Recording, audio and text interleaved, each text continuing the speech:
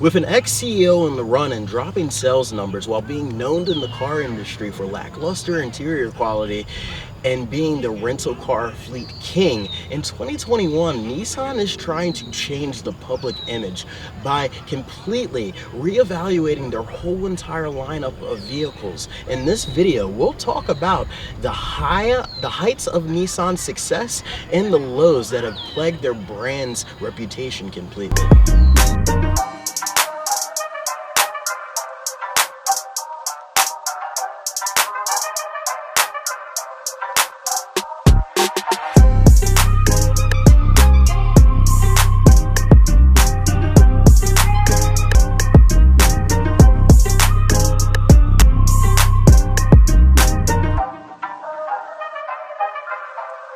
I'm going to try to be as non-biased as possible. I'm a huge fan of the brand. I grew up in Nissan vehicles as well, and I also owned a 2014 Infinti Q50. So let's just say I'm rooting for the brand. The brand used to be known for creating stylish Japanese family cars and high-performance sports cars like the 370Z, the Nissan GTR, all at affordable price points in each of its segments that it was competing in.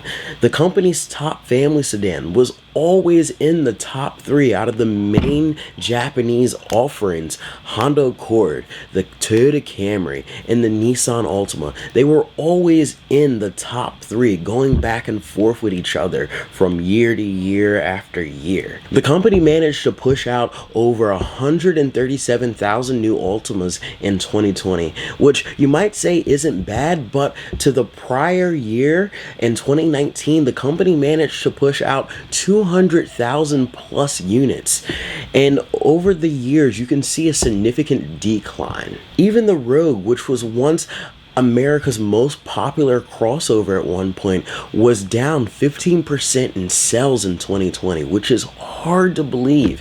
Even Infinti only sold 80,000 units in the US market in 2020, which is insane to think about for a brand and just a company as a whole, just to sell 80,000 units in a US market, because you got to think the US market is such of a vast market. It's not like it was in Canada or in Europe somewhere.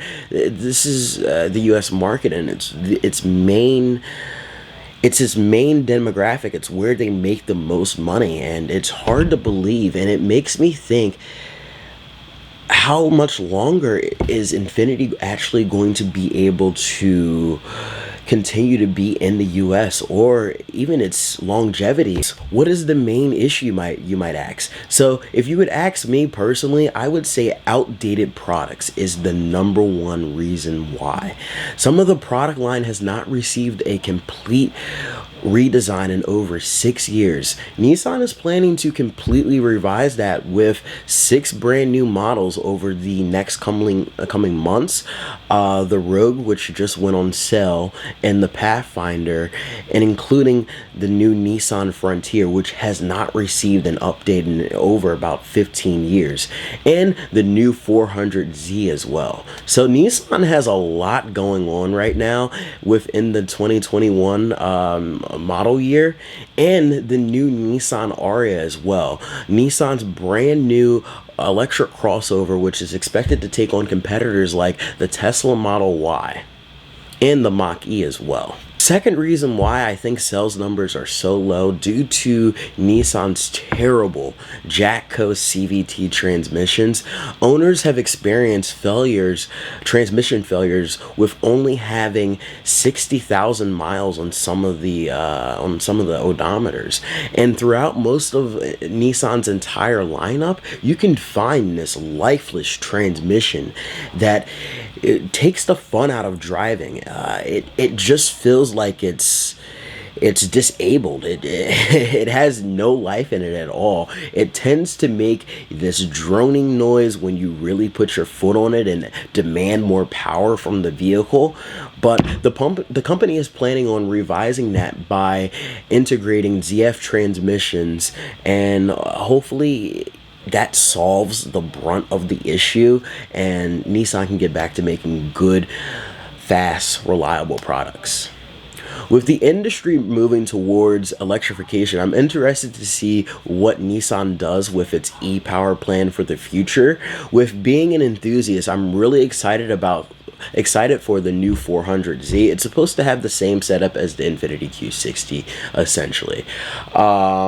It's supposed to have a twin turbo V6, and it will be offered either in a 6-speed manual or a 7-speed auto, most likely. Hopefully they'll give us a 9-speed auto just to be a little bit more competitive with the market right now, or make it into a dual clutch, hopefully.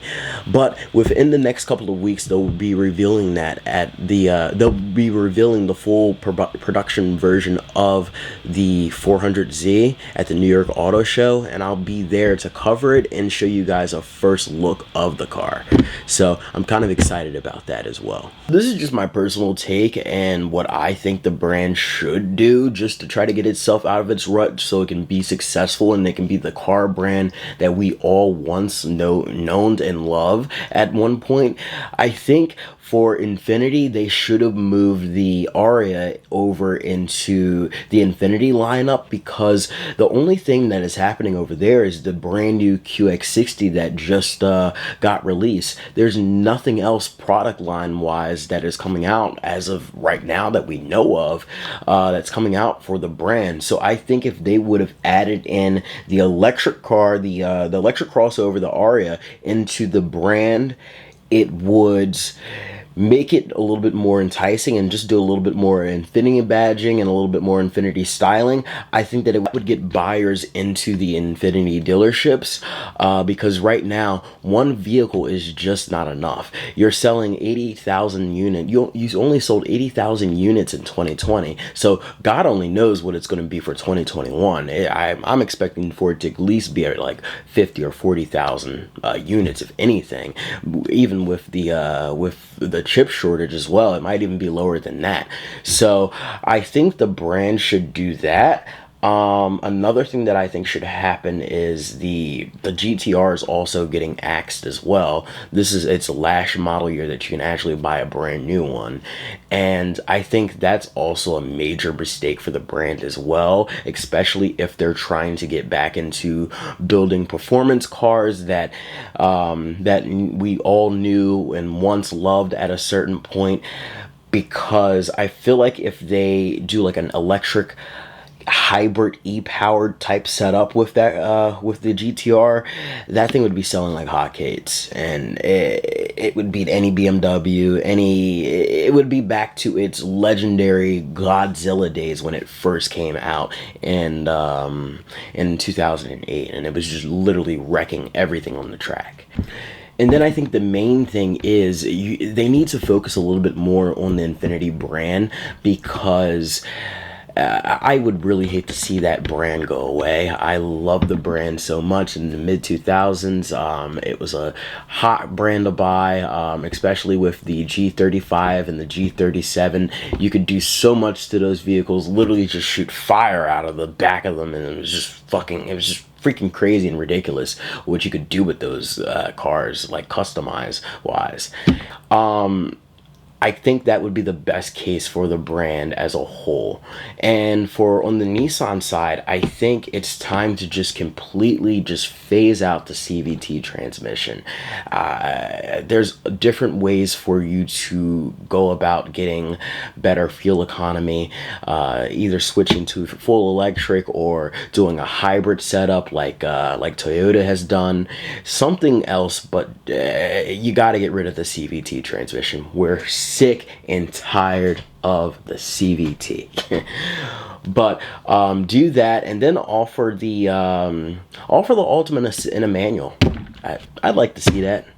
I know it won't happen, but at least give it some more power, give it a little bit more life.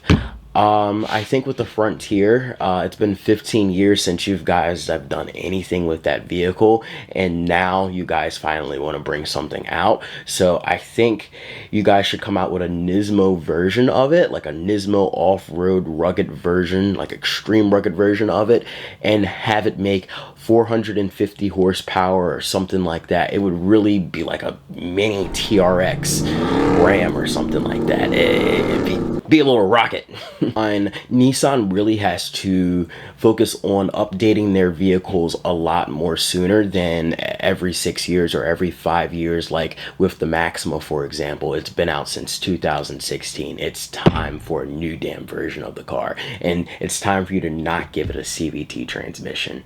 Like I said before, we're done with CVT transmissions in sports cars. Well, in apparent four-door sports sedans, which you decide to call it.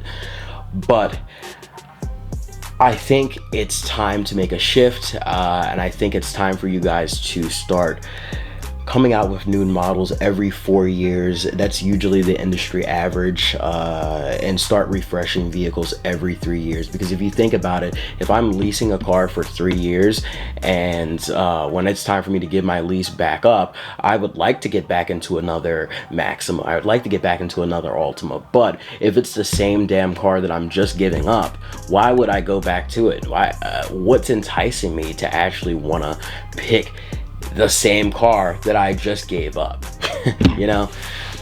So I just think that the company needs to just fix little silly things like that, and I feel like that it would just be such of a tremendous improvement when it comes to sales and its market share value. Because in 2020, I believe, or 2019, the corporate side in America had to close its doors for 2 whole days just to save money, and that does not look good to shareholders. That does not look good to customers. That does not look good at all. But thank you so much for watching What's Next Reviews. I'm Tyreek Small. Please like and subscribe. See you at the New York International Auto Show.